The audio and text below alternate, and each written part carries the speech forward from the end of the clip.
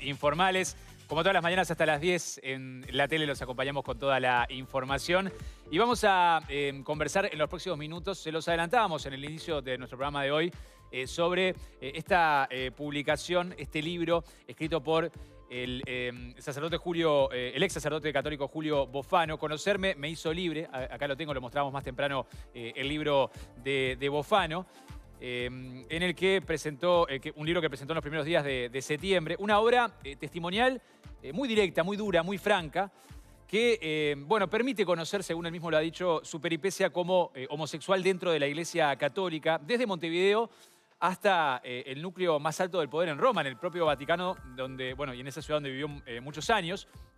Este libro expone los flancos de una institución que niega, oculta o hace pasar como excepciones muchas veces los abusos sexuales a niños, niñas y adolescentes, y cuenta además con detalles muy íntimos y precisos la práctica de lo que él califica como un doble discurso en la Iglesia Católica Apostólica Romana. Vamos a conocer más sobre este libro testimonial, sobre las experiencias del ex sacerdote Julio Bofano, que nos acompaña esta mañana aquí en nuestro programa. Bienvenido, Bofano. Gracias por acompañarnos. Un placer tenerlo con nosotros. ¿Cómo le va? Muchísimas gracias a ustedes. Un saludo a toda la audiencia. Bienvenido.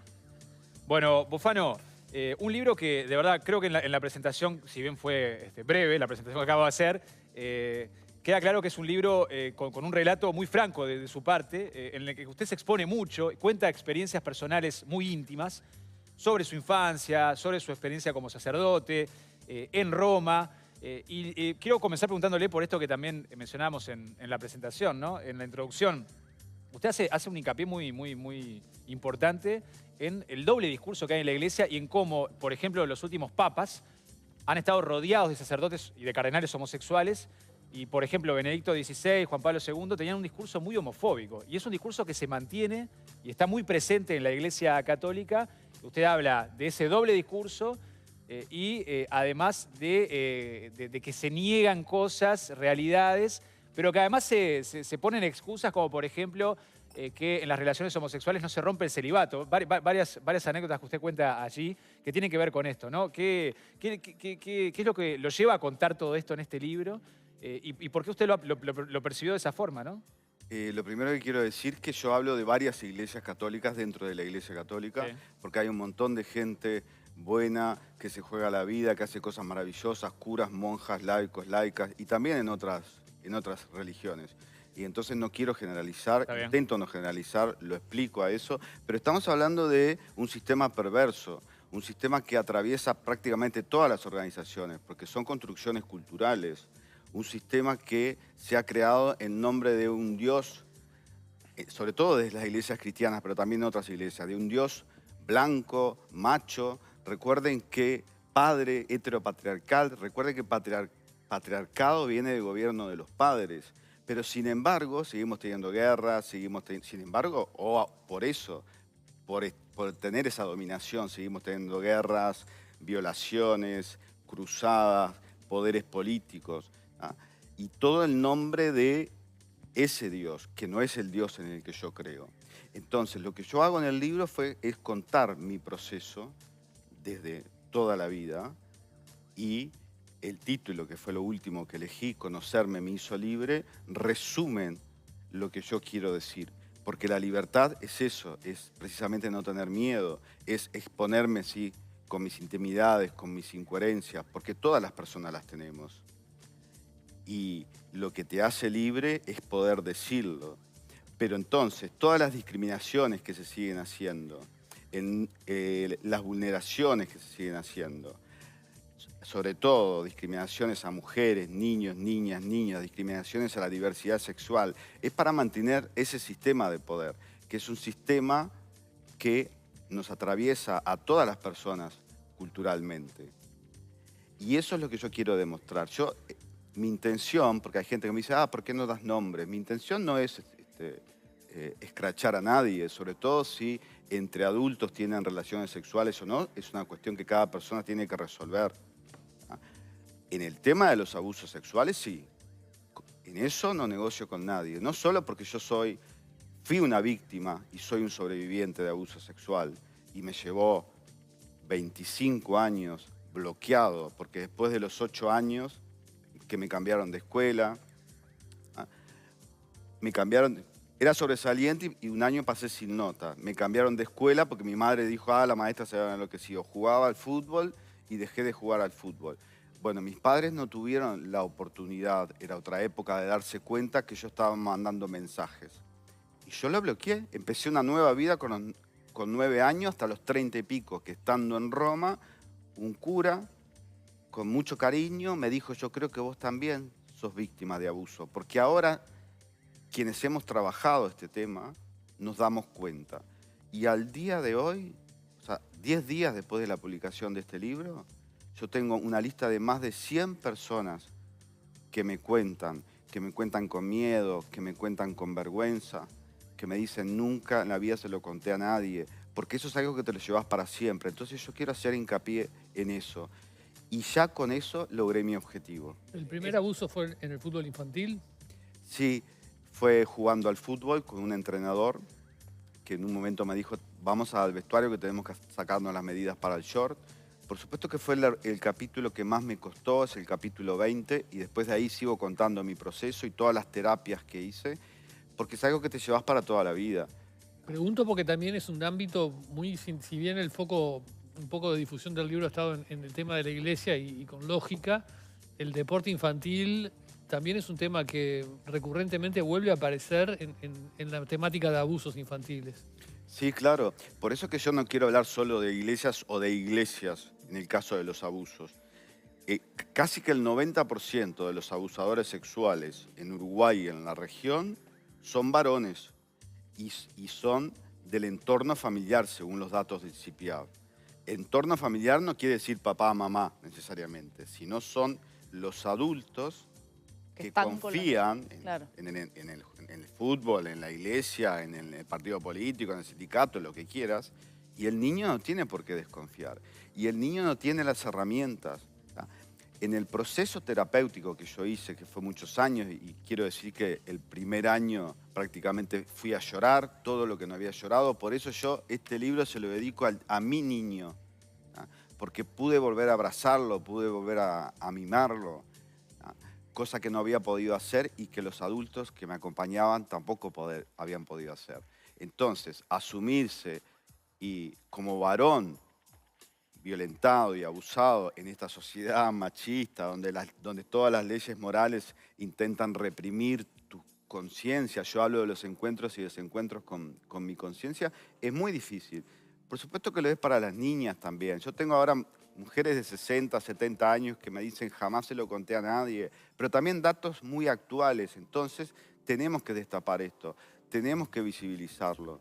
Y eso es también uno de mis objetivos. Y si podemos llevarlo a la justicia, los vamos a llevar. Y eso sí quiero hacerlo, y en eso no me callo. Ahora capaz que profundizamos en eso, pero vos hablaste de 100 personas que se comunicaron contigo a partir de la publicación del libro. Sí. ¿Con testimonios de abuso sexual o de abuso sexual o experiencias dentro de la iglesia? De abuso sexual en general, dentro de la iglesia también. Ayer, por ejemplo, recibí uno de un joven de unos 40 años que quiero mucho y que conocí en el colegio y que me afectó.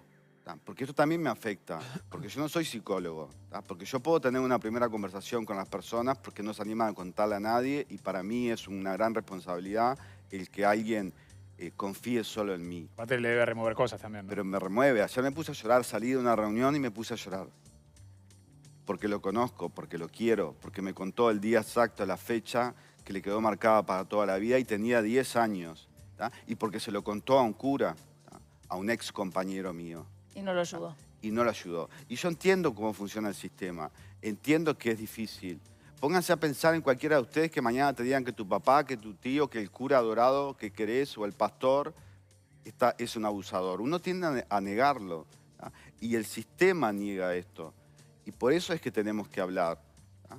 Porque en Uruguay no se ha destapado todavía. Y acá la prensa, los medios de comunicación tienen un rol fundamental. La investigación periodística ha hecho que saltaran los casos. Yo voy poniendo en el libro, también hay mucha investigación acá. A mí este libro me llevó mucho, me costó mucho, pero no solo el acto de escribir y los años que me llevó, sino lo que me implicó a mí aquí, ¿tá? Porque el único modo de curar el dolor es atravesarlo. ¿Tá? No es negarlo, como me pasó a mí muchos años y como le pasa a mucha gente. En Uruguay no ha saltado y tiene que saltar. Ahora vamos a meter preso a un cura de Minas, que se piden 8 años de prisión, con las posibilidades que tiene de que la condena sea menos. ¿Tá? Y también un resarcimiento económico. Y digo esto porque no le cambia nada a las víctimas, esas heroínas y héroes que se animaron a denunciar, pero sí a la Iglesia. A la Iglesia Católica le ha costado miles de millones de dólares. Entonces tienden como que... Eso aparece más en la mitad de mi libro, ¿no? Lleguen, resistan hasta ahí. Porque al principio puede parecer banal. Es muy duro. Pero el tema económico es muy importante para la Iglesia. Entonces yo priorizo lo económico o priorizo las víctimas. El Jesús en el que yo creo estaría al lado de las víctimas. El Jesús en el que yo creo estaría ahora en las ollas populares, en las marchas de la diversidad. Entonces, esa es la cuestión. Es como, no sé si paradójico o paradigmático en realidad, el hecho de cómo el dinero atraviesa muchísimo de toda esta problemática. Porque incluso podríamos pensar en el celibato, en la Iglesia Católica, como uno de los factores que promueven que en ese ámbito se den la cantidad de abusos que se han dado. Y eso también tiene originalmente como un punto, el factor económico como uno de los puntos que lo encausan, ¿no? Y ahora también el hecho de, bueno, de que todas estas cosas salgan a la luz y atraviesen vías judiciales y generen indemnizaciones, también genera un problema económico y eso también me imagino que es una de las cosas que lleva a que se tape, ¿no? Y además que se quiera tapar y que se quiera ver solo la parte escandalosa del libro, ¿no? No, hay muchísimas más cosas, porque no es solo la exposición de mi vida y de mi intimidad. Hay análisis, hay investigación, hay muchas citas de otros autores que han investigado. El que quiera saber, sabe. Investiguemos. No me crean a mí si no quieren, pero investiguen. ¿Tá? Y yo no quiero decir ahora que desconfiemos de todo el mundo. Quiero decir, papá, mamá, tía, abuela, está atento a lo que te puede estar diciendo. No solo porque los niños, las niñas y los adolescentes son sujetos de derechos, sino porque están intentando dar señales a veces y los adultos no siempre lo comprenden. Estamos más atentos ahora. ¿Usted piensa que ha habido un cambio con el Papa Francisco en el tema de los abusos en la Iglesia Católica o todo lo que se ha hecho, aquella convocatoria que hizo a los distintos cardenales a nivel internacional para generar políticas en contra del abuso sexual o que se conozcan, que se denuncien en la interna de la Iglesia Católica con las desvinculaciones que ha habido y demás? ¿O la situación no se cambia así tanto? Bueno, yo tuve un capítulo dedicado a Bergoglio. Bergoglio es Francisco. Sí. Es el Francisco, Bergoglio. el Bergoglio que en Argentina hizo una gran campaña contra el matrimonio igualitario, utilizando todos los mecanismos de la Iglesia. Y yo no puedo juzgar las intencionalidades, los comunicólogos no juzgamos las intencionalidades, pero yo hago un análisis del marketing. Y Bergoglio es un experto en marketing, es un experto en hacerse pasar como misericordioso, pero yo no creo que haya cambiado. Los cambios vienen de abajo, los cambios vienen de la gente que ahora está afuera luchando por sus derechos. Los cambios vienen de los laicos, de las laicas, los curas que me dicen, acordate que estamos los buenos también. Bueno, entonces vamos a juntarnos. Vamos a juntarnos para... ¿Cómo se cambian las organizaciones que queremos? La que sean, las políticas, las religiosas. Se cambia cuando empezamos a decir, a mí no me gusta esto.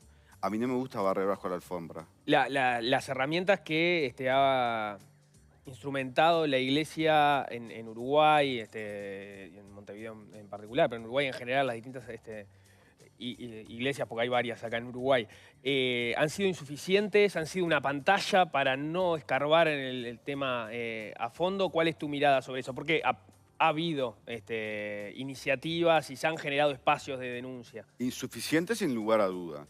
Lo de la pantalla habría que analizarlo y ya sería algo de una valoración que yo no quiero hacer, porque creo que hay obispos que realmente se la quieren jugar. Pero lo que pasa es que cuando estás en el sistema, algo del sistema se te tiene que pegar, porque tenés que sobrevivir. Pero vamos al caso del cura de Minas. El obispo anterior, y aquí sí voy a dar nombres, Jaime Fuentes, lo ocultó, lo negó, es cómplice. Ojalá la fiscalía pueda actuar. Ojalá alguien lo denuncie. ¿Pero tú lo vas a denunciar concretamente? Vamos a ver cómo funcionan las cuestiones, porque yo tengo muchísima cosa y a mí ahora en este momento me importa acompañar a las víctimas. Y además no puedo solo, porque yo no soy psicólogo, pero ya tengo mucha gente que se ofrece. Incluso anoche tuve una reunión con un equipo de víctimas y sobrevivientes de la Iglesia Católica de Quito, Ecuador, que me invitaron. O sea, esto yo nunca pensé que iba a tener tanta repercusión. Sabía que iba a ser polémico. Ya se está agotando, estamos preparando la segunda edición. Y no es que quiera vender el libro porque dice, vos querés vender el libro como si me fuera a ser millonario. La autora de Harry Potter se hizo millonaria. Vos ganás un porcentaje mínimo de esto, o sea, no tiene nada que ver con eso. El libro fue una terapia para mí, tuve que volver a hacer terapia, tuve que volver a pasar por mis pesadillas. Entonces, llamen, yo cuento acá, llamé en mayo de 2020, el 5 de mayo, al número ese de la Iglesia Católica que está en la web, que además en el perfil de los abusadores tienen algunos errores, y nunca nadie me contestó y dejé mi número. Es decir, no confíen en las instituciones, confíen en la Fiscalía. Me quedo pensando en el caso del obispo Jaime Fuentes y su respaldo a este sacerdote. A mí me tocó investigar un tema en los 90, el de la comunidad de Jerusalén, donde también hubo abusos físicos y sexuales de parte de un sacerdote, y también fue ocultado, y también fue respaldado el sacerdote, que era el cura Antelo. Cuando finalmente el arzobispo Gotardi decide sancionarlo, pero después de un proceso de muchos años de no actuar, pero cuando finalmente actúa, el Vaticano desautoriza a Gotardi.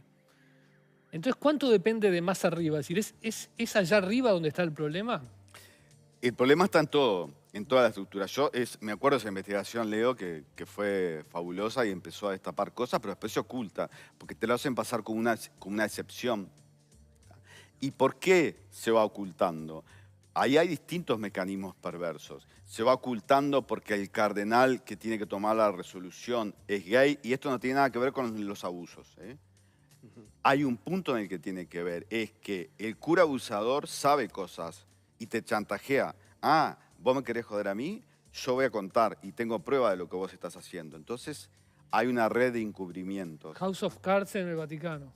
¿Cómo? House of Cards en el Vaticano. Sí, Digamos. por supuesto. Pero miren las películas que hay en Netflix o en otros lugares. El Club. Spotlight. Spotlight es muy buena. Spotlight se hizo gracias a Spotlight ha saltado esto. Entonces yo soy un gran defensor, no solo porque soy comunicólogo, pero de la prensa es fundamental. Julio, quería profundizar un poco en el tema de las denuncias y de todo lo que hay para hacer, porque según todo lo que vos contás en el libro y lo que estamos charlando ahora, acá en Uruguay están pasando muchas cosas y están todas ocultas bajo ese manto como de silencio. Tu acción al inicio es acompañar a las víctimas. ¿Por dónde hay que empezar para poder cambiar esto? ¿Qué es lo que hay que hacer? ¿Hay que juntarse? ¿Hay que pedir que se denuncie? ¿Cuál es la forma de cambiar esta realidad para tratar de evitar que lo que te pasó a vos le siga pasando a más gente? La forma es como en cualquier organización. No me voy a poner a dar una clase de comunicación organizacional, que es mi especialidad, pero yo uso una canción de Charly García, que es Inconsciente Colectivo, que habla de la libertad, que es algo que siempre tenemos adentro, a pesar de todas las construcciones culturales. Lo instituido en una organización es lo que está, las leyes, lo que siempre se hizo. Lo instituyente son los cambios, es decir, no, a mí no me gusta esto. A mí no me hables de construcción colectiva cuando están cocinando entre tres. A mí no me hables de la verdad cuando están ocultando cosas como esta. Este no es el Jesús que yo creo y hay muchísima gente. Así empiezan los cambios. Después, en la cuestión de los abusos, niñas y adolescentes, en eso no podemos negociar con nada. Por eso te lo pregunto. Y yo no digo lapidar a los curas o a quien sea que hagan esto, porque los derechos humanos son para todas las personas, así como las personas que están en la cárcel tienen sus derechos. ¿Tá? Pero no ocultarlos, no negarlos. No traértelo de vacaciones a Uruguay porque tú lo tuviste que mandar a otro país y en enero lo vemos por acá muy campante y saben de quién estoy hablando. Entonces, empecemos a cambiar, empecemos a hablar de esto, empecemos a visibilizar, porque repito, en Uruguay no ha saltado nada todavía. Y es así como usted dice, y lo plantea en el libro también, que en la iglesia no importa las cosas que se hagan, sino que no se conozcan en lo que tiene que ver con abuso, en lo que tiene que ver con las relaciones homosexuales. El tema es mantener una imagen, pero que barriendo bajo la alfombra, como usted también menciona. Sí, eso a nivel jerárquico e institucional. Hay mucha gente que no cree en eso, pero pasa. No importa lo que hagas, no importa con quién te acuestes, me dijo a mi superior. Lo importante es que no se sepa en un concepto erróneo incluso de imagen institucional. Porque la imagen es la percepción que tiene la gente y la gente empieza a percibir. ¿ah? Y yo, por favor, les pido, no generalicen. Yo tengo que me dicen, hay que sacar a los niños de los colegios. No, no, no, no es eso. Estemos atentos a escuchar, pero sobre todo estemos del lado de las víctimas. Si sos creyente, estemos del lado de las personas con los derechos más vulnerados, que son las víctimas y sobrevivientes, aunque ahora tengan 60, 70 años. Aunque lamentablemente en Uruguay este delito prescriba después de 10 o en algunos casos 15 años. Y según investigaciones psicológicas, te lleva 30 años, donde vos lo ocultás, te lo negás, después que sos víctima, poder asumir que lo fuiste y decírtelo a vos mismo. Entonces el delito prescribió, pero podés ser testigo como pasó en Minas, que conseguimos testigos. ¿Cuál es la actitud de la Iglesia uruguaya hoy sobre ese tema? Es que es difícil hablar de la Iglesia uruguaya. De la cúpula. Bueno, la actitud es decir, acá estamos, vamos a acompañar, ahora vamos a hacer un grupo de notables para acompañar esto. Pero yo no confiaría mucho, porque sé cómo funciona, porque siguen ocultando, porque no puedo decir más cosas, porque hay que probarlas, pero sí puedo pasarles a la unidad de víctimas de fiscalía, donde te acompañan, donde te asesoran. Hay curas que los tienen internados y empastillados, y que han pasado por Florida, por Paysandú, por Melo, y saben de quién estoy hablando. Y entonces, yo no digo que no los atiendan como... Pensemos en los alcohólicos también, ¿no? En los curas alcohólicos. Yo no digo que, como en una familia, tenés un problema con alguien, tratás de que se cure, de que mejore, pero los pedófilos no se curan.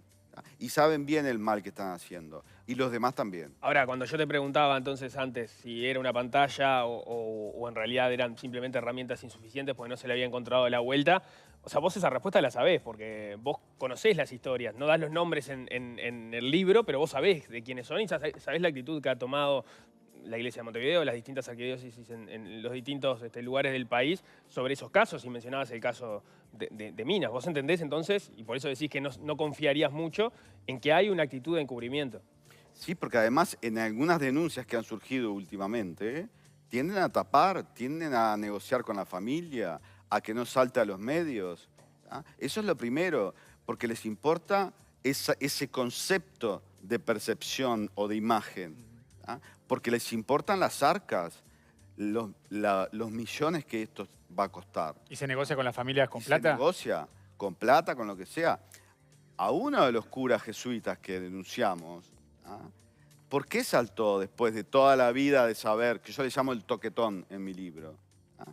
Porque una familia dijo, o lo sacan o lo vamos a linchar.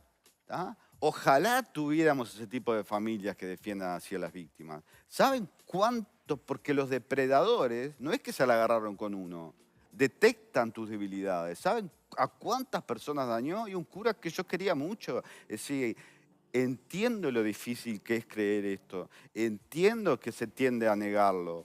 Por supuesto, lo que le pasa a los gurises digo yo, que ahora tienen 47 años, pero cuando yo tenía 24 y ellos 16, ahí se notaba la diferencia de edad. Que dicen, no puedo creer, no puedo ser. Es verdad, sí, a mí también me tocaba.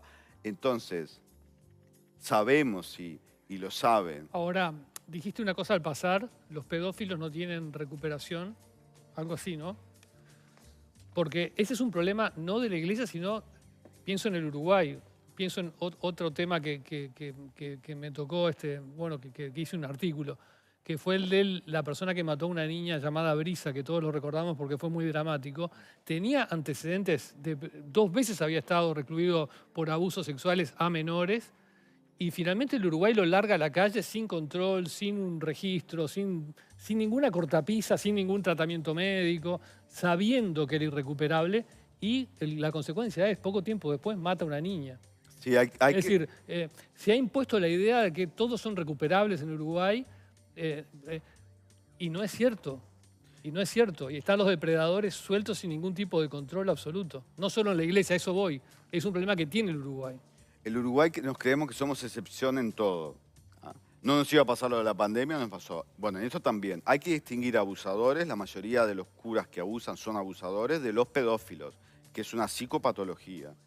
Que eso sí es irrecuperable. En todos los casos saben perfectamente el daño que están haciendo.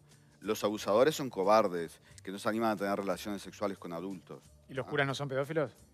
Hay curas que son pedófilos, pero la mayoría Son de los abusadores. que abusan son abusadores, que es distinto, y lo sabemos. Y hay un montón de cosas, y tenemos Operación Océano. O sea, en Uruguay esto apenas está empezando. Entonces vamos a juntarnos, de verdad, vamos a unirnos. Ya tengo muchísima gente, psicólogos, profesionales, que me dicen, te voy a dar una mano. Porque yo solo no puedo con esto, y además no era mi intención. ¿No te han amenazado en este tiempo? Me ha pasado de todo. todo, pero la libertad es no tener miedo. Y yo no tengo miedo, porque además, y acá utilizo una canción de Gabo Ferro, lo que te da, no le voy a cantar porque canto horrible, pero lo que te da terror, lo que te da miedo, te libera. No te escondes, no te escondas, no te escapes. ¿Ya?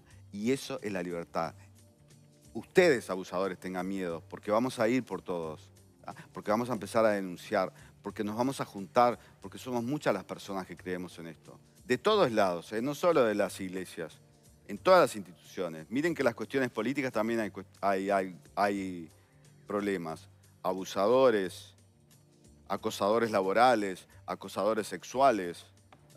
Vamos a trabajar en eso. Nos lo debemos como sociedad, nos lo debemos como personas y sobre todo como Estado de Derecho. Bofano, muchísimas gracias por acompañarnos. Ha sido un placer tenerlo con nosotros. Mucha suerte con el libro y bueno, y obviamente con toda la tarea social, ¿no? Y gracias por contar esta historia. El 22, ahora el martes, es la presentación oficial, pero ya se agotó, estamos preparando la segunda edición, así que gracias por esto. Nunca pensé que iba a tener tanta repercusión, que me llamen de otros países, bueno, en fin. Vamos a ver qué hacemos, pero Un ya libro estamos, muy valiente, sin duda. Sí, ya estamos haciendo muy cosas. franco, Y muy ojalá valiente. que dé Felicitaciones. resultado. Gracias, un placer que estar salve a aquí más gente. con ustedes. Un Gracias. placer tenerlo con Gracias. nosotros. Muy amable, muchas gracias. Amigos, vamos a compartir a esta hora.